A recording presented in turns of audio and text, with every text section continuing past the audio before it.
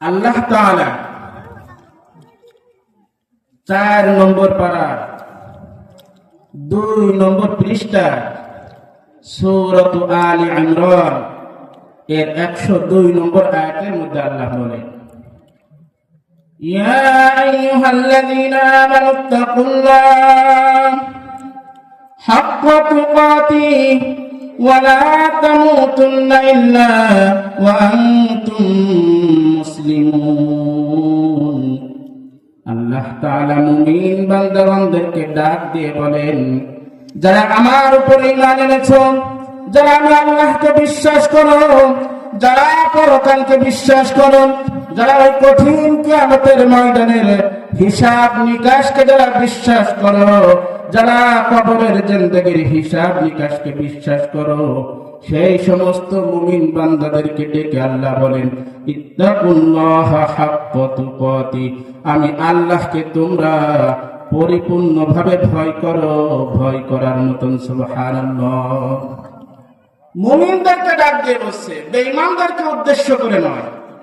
যারা মুসলমান দাবি করে, যারা ইমানদার দাবি করে, যারা মুসলিম হিসেবে সমাজের মধ্যে পরিচয় দেয়, আল্লাহ সেই সমস্ত ইমানদার বান্দাদেরকে লক্ষ্য করে ডাক দিয়ে বলছে, হে ইমানদার বান্দা বান্দিগণ, যারা আমি আল্লাহর উপর ঈমান এনেছো, তোমরা আমি আল্লাহকে ভয় করো, ভয় করার মতন। ভয় করো করার মতো, জবান খুলে বলবেন, ভয় করো করার মতো, ভয় করার মতো। এটা মনে করবেন একটা ক্লাস, অল্প সময় খালি ওয়াজ শুনলাম, কিছু বাসায় নিয়ে যেতে পারলাম না, এটা কিন্তু মূল উদ্দেশ্য না। ঠিক কিনা বলেন? জানার নাম কামিয়াব না, মানার নাম কামিয়াব। ঠিক কিনা বলেন? অল্প জানবেন, আমলের নিয়ত শুনবে, সবাই একটু সাড়া দিবে। আল্লাহ তাআলা বললেন যে তোমরা যারা ঈমানদার, তারা আমি আল্লাহকে ভয় করি। আমরা কিন্তু অনেকে আল্লাহকে ভয় করি, যদিও নামাজ পড়ি না। ঠিক কিনা? কথা বলেন আমার সাথে সবাই। অনেক মানুষ আছে সমাজের মধ্যে, নামাজ পড়ে না, রোজা রাখে না, আল্লাহর হুকুম মানে না, তারা আল্লাহকে ভয় করে কিনা? মুসলমান সে আল্লাহকে ভয় করে। আল্লাহ তাআলা বলছেন, এই ভয় করার কথা আমি বলি নাই, হাক্কা তুকাতি।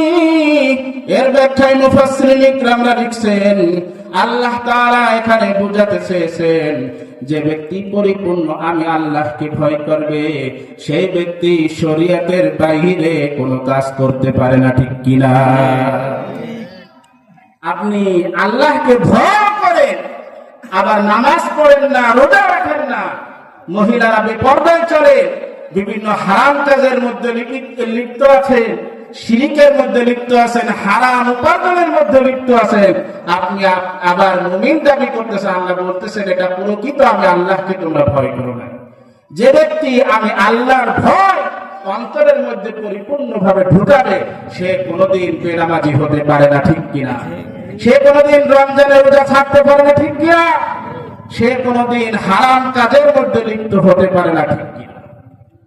এরপরের অংশ দেখেন, আল্লাহ বলছেন, ওয়ালা তামুতুন্না ইল্লা ওয়া আনতুম মুসলিমুন। এই আয়াতের শেষের অংশে আল্লাহ তাআলা বলছে, হে ঈমানদার বান্দা বান্দীগণ, তোমরা পরিপূর্ণ মুসলমান না হয়ে তোমরা কবরে এসো না। মুসলমানদেরকে উদ্দেশ্য করে বলতেছে। তাহলে এর দ্বারা আপনি কি বুঝলেন? মুসলিমের ঘরে জন্ম নিলেই কি মুসলমান হওয়া যায়? প্রকৃত মুসলমান হওয়া যায় না। মুসলিমের ঘরে জন্ম নিলেই মুসলমান হওয়া যায় না। যে ব্যক্তি মুসলিম দাবি করবে, যে ব্যক্তি ইমানদার দাবি করবে, তার মনের মধ্যে আল্লাহ তাআলার ভয় ঢুকাবে। সে যা কিছু করুক, যে জায়গায় করুক, যে স্থানে অন্যায় করুক, যা কিছু করুক, সব কিছু আর কেউ না দেখলেও একজন দেখে, তিনি কে? আল্লাহ। তিনি কে বলেন? আল্লাহ। এই ভয়টা আল্লাহ ঢুকাতে বলছে। কোন মানুষের অন্তরের মধ্যে যদি আল্লাহর ভয় ঢুকে যায়, পরকালের ভয় যদি কারোর অন্তরের মধ্যে ঢুকে যায়, পরকালের শাস্তির কথা যদি ঢুকে যায়, কঠিন কিয়ামতের ময়দানে আল্লাহর সামনে দণ্ডায়মান হতে হবে।